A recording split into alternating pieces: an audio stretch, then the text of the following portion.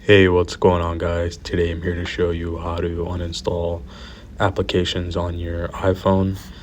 I'll show you 3 easy ways just in case there's an issue with one or the other. The first way is you can make your way to the application wherever it is on your screen, tap and hold it, and you'll see a small menu pop up. At the top, you should see Remove App. Go ahead and tap on that to get a prompt, and then you can tap on Delete App. And then you'll get a secondary prompt. Are you sure you want to delete blah blah blah? Go ahead and tap delete, and it uninstalls it.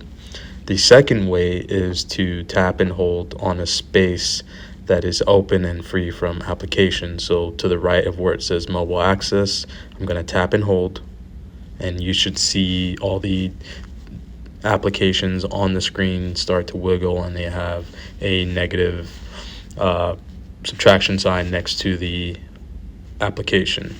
All you have to do is tap on that next to an app. In this case, I'm going to go ahead and tap on the blur one, and you're going to get the same remove app prompt.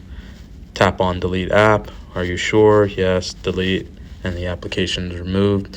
Simply tap on an open space again to remove this effect. The last way is make your way to settings. From settings, go to general and go to iPhone storage. From there, you can scroll down and look at your applications and see if your application that you want to remove is in there. Tap on it. Once you open the application up, you should see the delete app function. Tap on that. You'll get a prompt.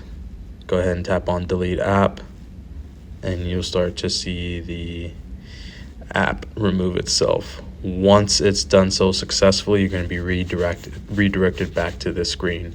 But it's as simple as that. Thanks for watching. Be sure to like and subscribe to my channel.